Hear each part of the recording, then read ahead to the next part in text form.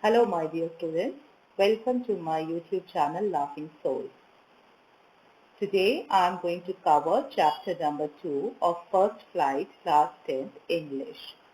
And this chapter is named Nelson Mandela Long Walk to Freedom. Now, in this particular session, I am going to give you the summary and explain it out in Hindi also. And after that, I'll be covering up the question answers. But before that, the introduction to the chapter and the author. और उससे भी पहले आपसे request, अगर आपने already मेरा channel subscribe नहीं किया है तो आप कर लीजिए. So let's move.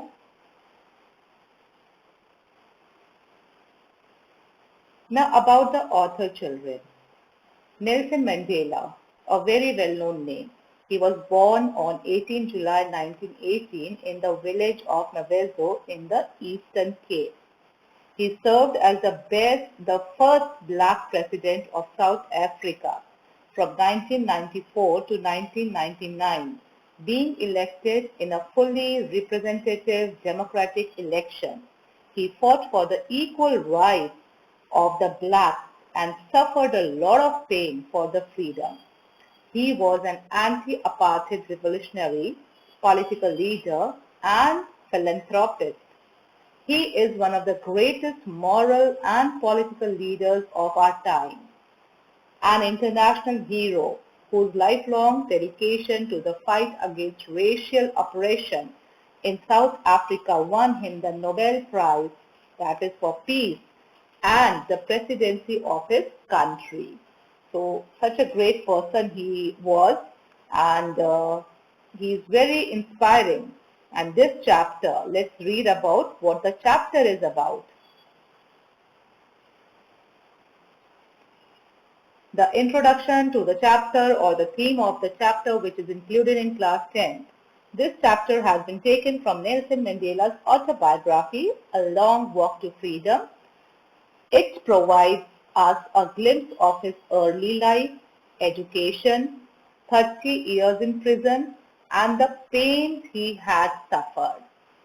It includes the description of the inauguration ceremony and citations from his speech and about his journey to being a freedom fighter. It says about the other countless people who fought for their freedom against the brutal practice named apartheid. This lesson gives us an overview of the struggles of Mandela for making the society with no discrimination on the basis of color, caste, race, or gender. Now comes the summary.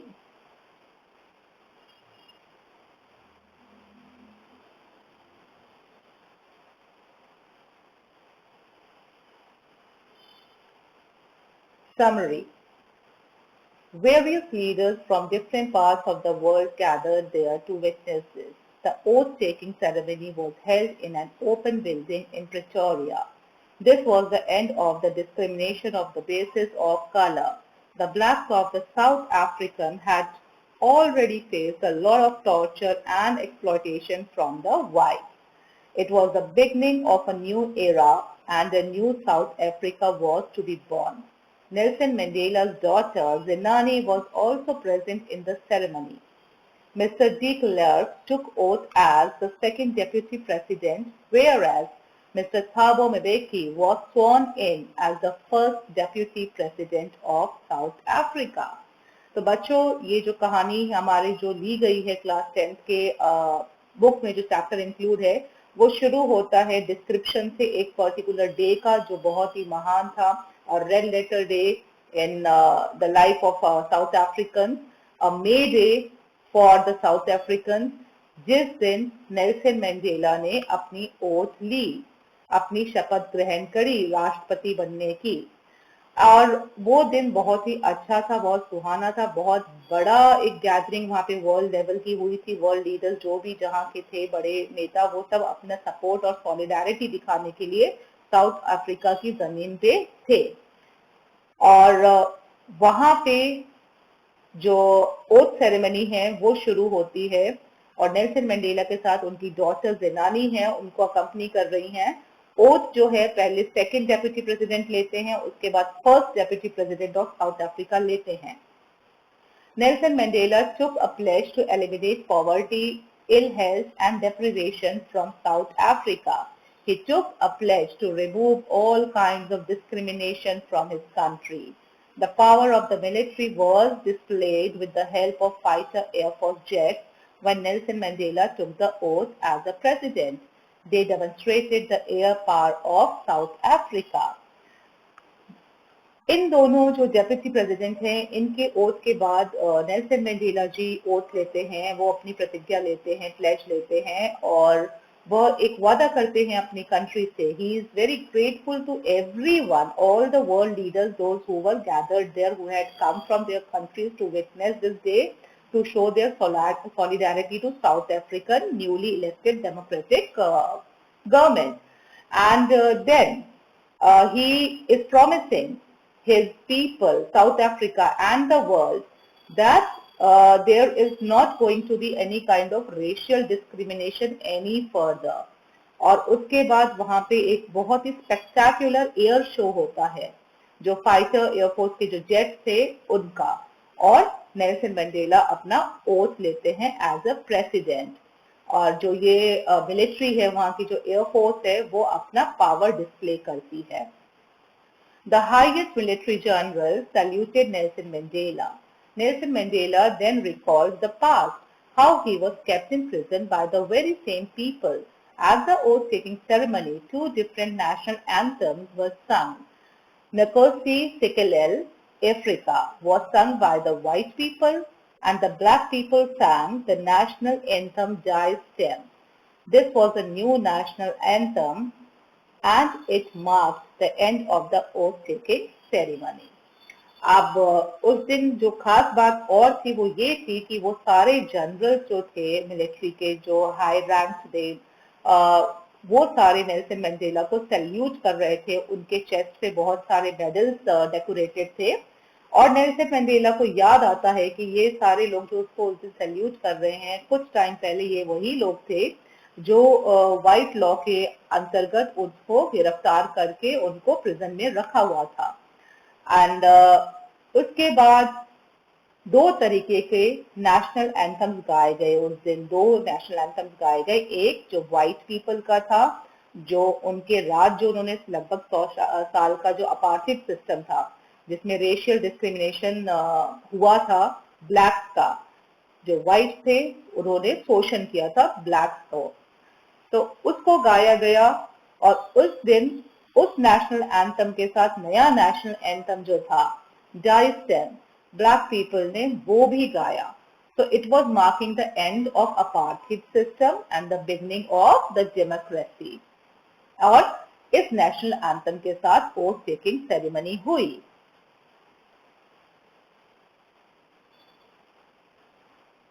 अब Nelson Mandela जो है वो बताते हैं उनकी journey कि अपार्थिव system क्या था, साउथ अफ्रीका में कब आया और किस तरह से उनको उसका इफेक्ट पड़ा और उसका नतीजा क्या हुआ, किस तरीके से उनकी लाइफ चेंज हो गई और उन्होंने क्या प्रण किया और किस तरीके से साउथ अफ्रीका को इस इल प्रैक्टिस ऑफ अपार्थिव से निजात दिलाई, छुटकारा दिलाया, जो रंग भेद की जो उनकी पॉलिसी थी।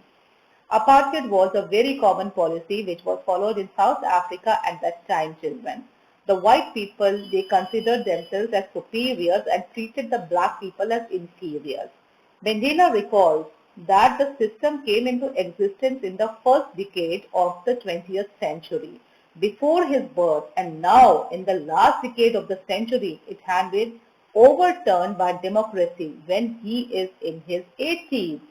तो नेल्सन मंडेला को जहां तक याद आता है, ये एंग्लो बोअर जो वॉर हुई थी, जो बहुत ही खूंखार थी, बहुत ही दुख इससे लोगों को हुआ था, बहुत नुकसान हुआ था जान माल का, रंग भेद पे ये डिपेंडेंट था। उसके बाद first decade of 20th century में जो भी व्हाइट पीपल थे, वो सब उन्होंने हाथ मिला लिया आपस में और साउथ अफ्रीका के ऊपर एक सिस्टम लागू करा, एक गवर्नमेंट, एक पॉलिसी लागू कर दी उन्होंने अपार्थिव सिस्टम की। अब ये अपार्थिक सिस्टम जो है ये रंग भेद पे काम करता है। इसके हिसाब से जो लाइट स्किन पीपल हैं, जो गोरे लोग थे, वो अपने आप को सुपीरियर मानते थे, और जो काले लोग थे जिनका स्किन का कलर डार्क था, उनको वो कमतर आंकते थे, इंफीरियर मानते थे, और उनको स्लेव की तरह ट्रीट करते थे। उनके राइट्स कम कर दिए थे, उनकी ड्यूटीज बढ़ा रखी थी, और उनको इक्वालिटी नहीं मिलता था, उनको जगह जगह उन पे पाबंदियां थी। और इस तरीके से ये जो सिस्टम था 20th सेंचुरी के फर्स्ट डिकेड में आया, और उसके बाद एक लंबी लड़ाई लड़ी साउथ अफ्रीकन पीपल ने। जो लीडर्स थे उनके, उनसे पहले भी नेल्सन मंडेला के पहले भी जो फाइटर्स थे, फ्रीडम फाइटर्स थे, उनकी भी लंबी लड़ाई हुई। नेल्सन मंडेला भी इससे जुड़ गए। उनके अलावा पूरा देश वे जो ब्लैक थे, ये एक बहुत बड़ा मूवमेंट की तरह आया। इसको दशकों लग गए, सालों साल लग गए, कितने लोगों की इसमें बीच में मौत हो गई, उसके ऊपर उन्होंने सेक्रीफाइसेस करे, और अल्टीमेटली जाके जो लास्ट डिकेड है 90s में, 1990s में जाके अफ्रीका जो है, साउथ अफ्रीका जो है, वो मुक्त हुआ अपार्थिक सिस्टम से। और उस समय नेल्सन मंडेला जो थे अपने 80 साल के ऊपर चल रहे थे। नेल्सन मंडेला ने बच्चों 30 इयर्स प्रिजन में निकाला है। Nelson Mandela says that those old days of discrimination will become a part of history. He took a pledge that he will strongly oppose such kind of discrimination and will completely remove it from the system. तो उस दिन उन्होंने प्रण किया, उससे पहले भी उन्होंने प्रण किया था, लेकिन अब वो पावर में थे। उन्होंने अपना प्रण करके अपने नेशन को, इंटरनेशनल डिग्निटरीज को, सबको मैसेज दिया कि अब ये सिस्टम जो है अपार्थिक सिस्टम, वो हमेशा के लिए हिस्ट्री बन जाएगा। उसको वो कभी वापस सिर उठाकर आने नहीं देंगे। कभी इतना बुरा टाइम वापस नहीं आएगा कि एक जो कम्युनिटी है वो दूसरी कम्युनिटी के ऊपर राज कर सके, कलर के बेसिस पे या जेंडर के बेसिस पे, और उनके डिफरेंस के हिसाब से डिस्क्रिमिनेट कर सके। Now, that day he also paid his tribute to the freedom fighters. On the special day of the oath-taking ceremony, he remembers all the freedom fighters who fought for freedom from apartheid. From the very beginning, he considered himself as the leader of the exploited people of the society. Some of the freedom fighters whom Nelson Mandela remembers and calls men of extraordinary courage, wisdom and generosity were Oliver Thombos, Walter Sisulu, Chief Luthuli, Yusuf Dadu, Bram Fisher and Robert Sobukwe.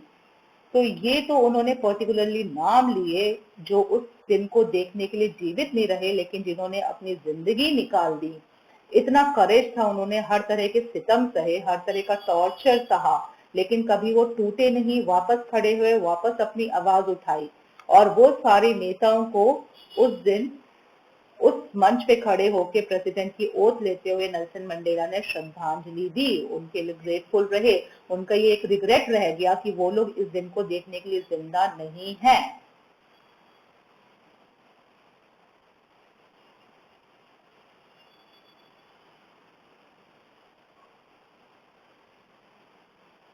अब Nelson Mandela के अपने विचार क्या थे कई चीजों के बारे में, उन्होंने बहुत डिटेल में लिखा है, आपके कोर्स में थोड़ा सा इंक्लूडेड है। Now let's read about what according to him was freedom.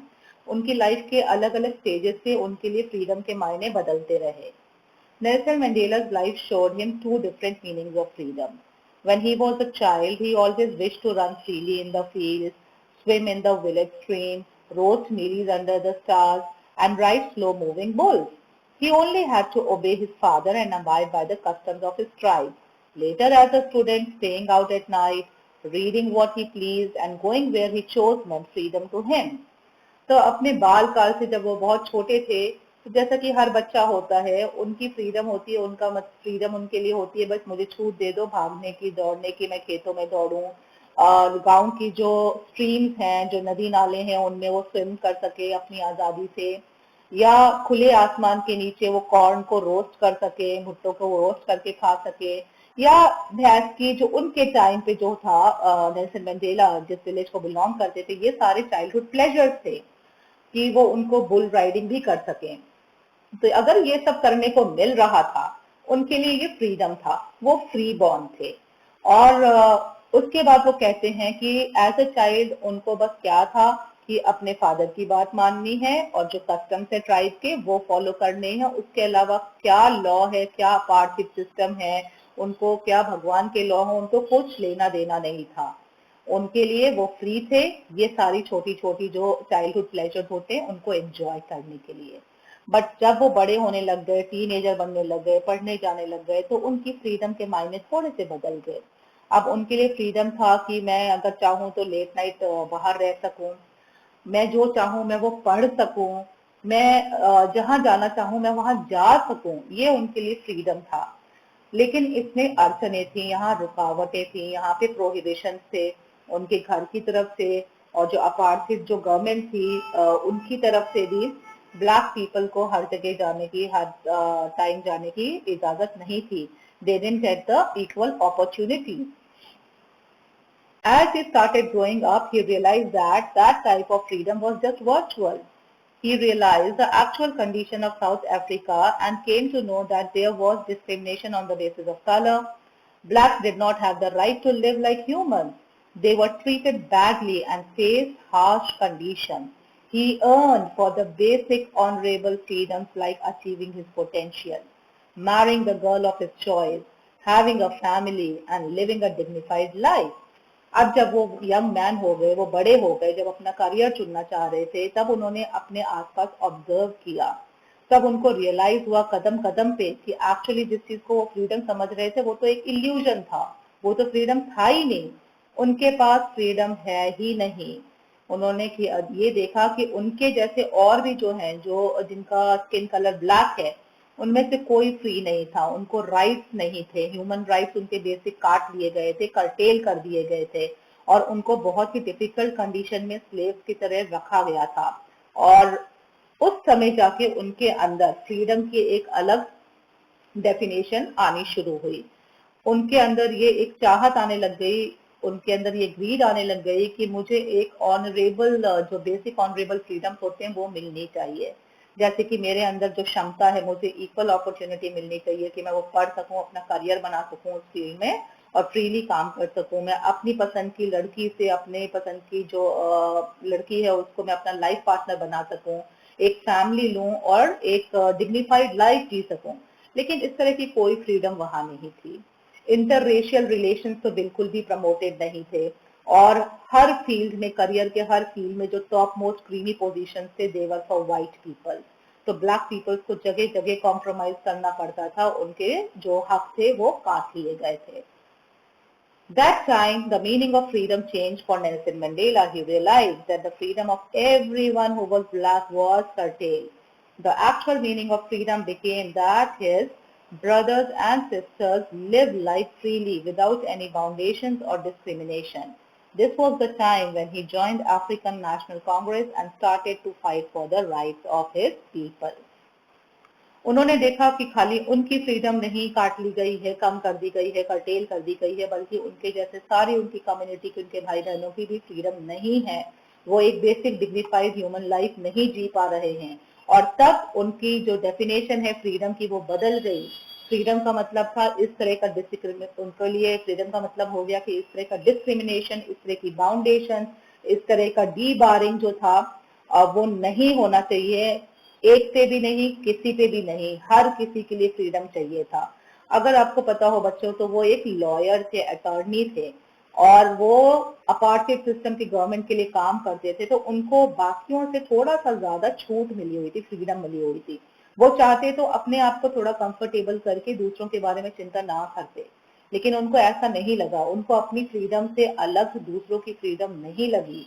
उनको लगा कि मेरी फ्रीडम इन सब की फ्रीडम से जुड़ी हुई है। अगर एक भी मेरा कम्युनिटी का भाई बहन अगर फ्री नहीं है, उस पे जुल्म सितम है, तो वो जुल्म सितम मुझ पे भी है, मैं अभी फ्री नहीं हूँ।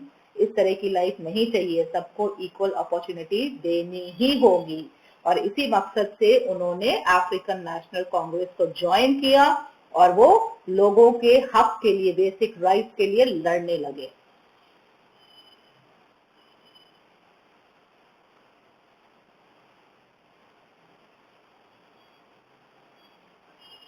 अब ये जो लड़ाई थी, जो इतनी बड़ी उन्होंने स्ट्रगल लड़ी अपने जवानी से लेके बुढ़ापे तक, उसने उनको बदल के रख दिया एज अ पर्सन। तो एक great change in his personality had come, the transformation of Mandela. How? Nelson Mandela's long struggle for the rights of dark-skinned people changed him completely. According to him, every man has a twin obligation, duty towards his family and duty towards his nation. He wanted to fulfill both, but found it impossible to do so being a black. He desired the freedom not only for himself, but for all his people. This desire turned him from a frightened, young, life-loving, homely, law-abiding attorney into a bold criminal forced to live life of a homeless monk. अब Nelson Mandela जो थे वो अपनी young age में बहुत डरे हुए रहते थे, सहमे हुए रहते थे, एक कमजोर किस्म के इंसान थे, अपनी फैमिली में खुश थे, अपनी फैमिली के लिए चीजें करना चाहते थे, एक अपने परिवार के लिए ही जीना चाहते थे। पर उनको ये मालूम था कि हर एक आदमी की दो ड्यूटीज होती है, एक तो उसके परिवार की तरफ, एक कम्युनिटी की तरफ। अब उन्होंने कम्युनिटी के लिए काम करना नहीं चाहा, पहले उन्होंने अपने परिवार के लिए ही चाहा, लेकिन परिवार के लिए भी इज्जत चाहिए थी और खुद को भी इज्जत चाहिए थी, पर वो उनको मिल नहीं रही थी। इक्वल अपॉर्चुनिटीज चाहिए थे, वो भी नहीं मिल रहा था। डिग्निफाइड लाइफ चाहिए थी, वो भी नहीं मिल पा रहे थे। जगह जगह उनके साथ भेदभाव का सलूक किया जाता था, उनको नीचा दिखाया जाता था, उनके जो ह्यूमन राइट्स हैं उनको नहीं मिल रहे थे। और उस समय जो है उनको ये लगा कि मैं इस तरह से इम्पॉसिबल है, मैं नहीं रह पाऊंगा, और उन्होंने अपनी कंट्री के लिए भी जो ड्यूटी थी वो भी नहीं कर पाऊंगा, क्योंकि ये इम्पॉसिबल था ब्लैक पर्सन के लिए उस समय अपार्टमेंट सिस्टम में ये दोनों ड्यूटी एक साथ कर पाना। तो फिर उन्होंने अपनी फैमिली का सेक्रीफाइस किया, अपने घर का सेक्रीफाइस किया, क्योंकि उन्होंने आवाज उठाई तो उनको उठा के एक रेबल की तरह लिया गया, उनके खिलाफ केसेस लगाए गए, उनको जेल में डाला गया, उनको टॉर्चर किया गया, सब कुछ कहा, उनसे उनका घर छीन लिया गया, उनको दूर कहीं भेज दिया गया, सेग्रीगेट कर दिया गया, ताकि वो लोगों से बहुत दूर प्रिजन में रहें बहुत समय तक। इस प्रोसेस में तो वो एक जो फ्राइटेंड जो यंग लॉयर था, एक अटर्नी था, जो कि कानून का रखवाला था उस समय, उसने कानून तोड़ना शुरू किया। क्यों? क्योंकि उसको जो काले लोग थे उनके लिए, उनके हक के लिए लड़ना था, और उस समय के सारे कानून जो थे उसके अगेंस्ट थे। तो उन्होंने कानून तोड़ना शुरू किया, तो वो क्रिमिनल की तरह ट्रीट होने लग गए। और जो आदमी जो सिर्फ अपने परिवार के लिए जीना चाहता था, अपने घर में खुश था, उसको अल्टीमेटली अपना घर छोड़ना पड़ा, उसको उठा के लेके गए, उसको मारा गया, पीटा गया, उसको टॉर्चर किया गया, उसको प्रिजन में डाल दिया गया। और वो लाइफ लविंग जो था, वो जो हर चीज से लाइफ का लुत्फ उठाना चाहता था, अब वो एक साधु जैसा जिंदगी जी रहा था, वो सारे सुख जो थे उसकी लाइफ से चले गए। So he had led a very difficult life for his country. अब उनका जो विचार है लव के बारे में, हेट के बारे में या करेज के बारे में, वो भी बहुत ही बेमिसाल है बच्चों। He knew that no one is born hating others. They are taught to hate. So they can be taught to love, as love comes more naturally to human hearts. He is hopeful that centuries of hatred between whites and blacks will eventually be replaced with love and brotherhood. जो Nelson Mandela है उनका मानना ये था कि कोई भी जो पैदा होता है ना, वो नफरत के साथ पैदा नहीं होता है। एक जने को वो किसी भी कलर के हिसाब से या जेंडर के हिसाब से किसी से नफरत नहीं करता, या कास्ट के हिसाब से नफरत नहीं करता है। बच्चा जो पैदा होता है वो बिल्कुल एकदम ब्लैंक होता है, वो एक्सेप्ट कर लेता है जो सोसाइटी उसको सिखाती है।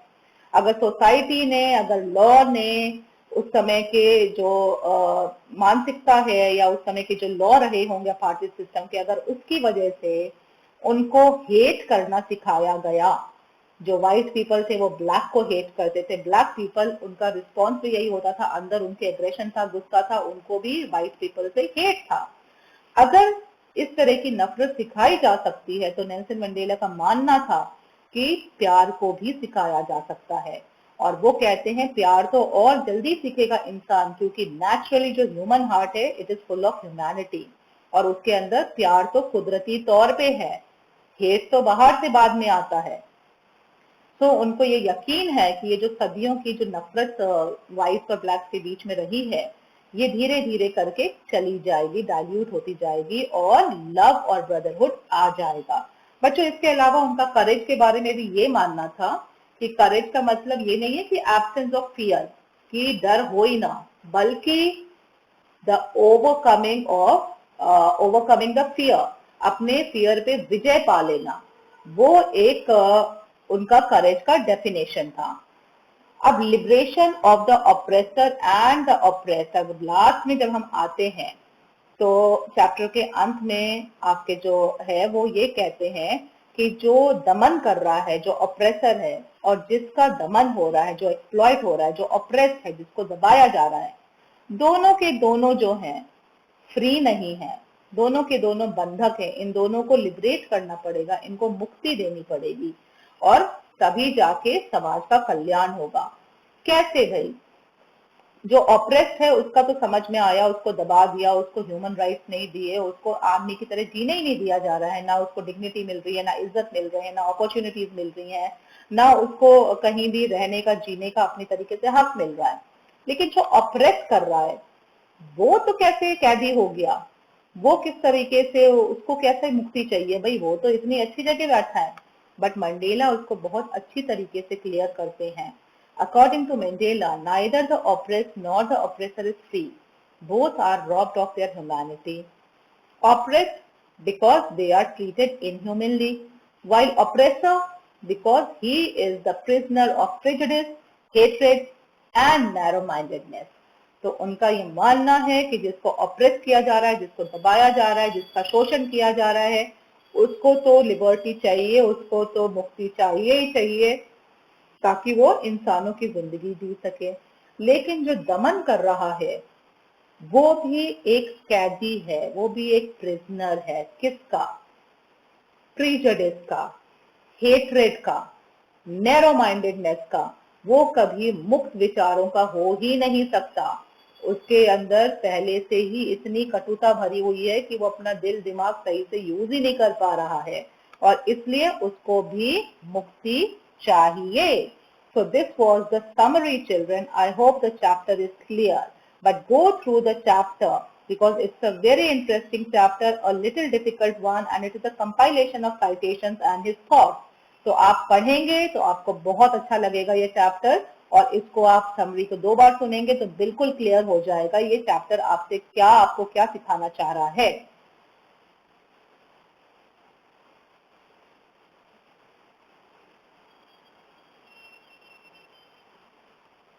Now important points to be noted, ये इस समरी का ही आपको निचोड़ दे रखा है, ये इम्पोर्टेंट पॉइंट्स हैं। आप चाहें तो अपना वीडियो पॉज कर सकते हैं और इनको लिख सकते हैं, देख सकते हैं, पढ़ सकते हैं। मैं ऑलरेडी आपको ये एक्सप्लेन कर चुकी हूँ। इसके बाद जो आ रहे हैं वो हैं टेक्स्ट बुक के क्वेश्चन आंसर। वो भी मैंने आपको सारे टेक्स्ट बुक के क्वेश्चन आंसर सॉल्व कर दिए हैं, उनके आंसर दे दिए हैं। आप चाहें तो पेजेस पे पॉज करके आप कॉपी कर सकते हैं या आप उसको पढ़ सकते हैं।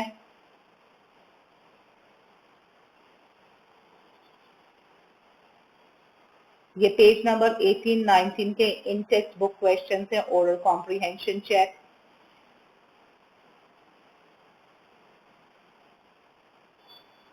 Now these are the continued ones.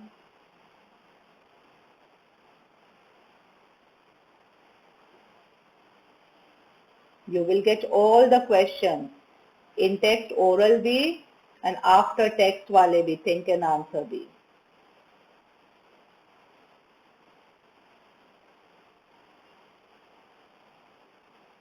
So that was it, children. I hope you enjoyed your session and I have made the chapter easy for you. So do like, subscribe and comment on this chapter, and see you till the next session. Bye-bye. Take care.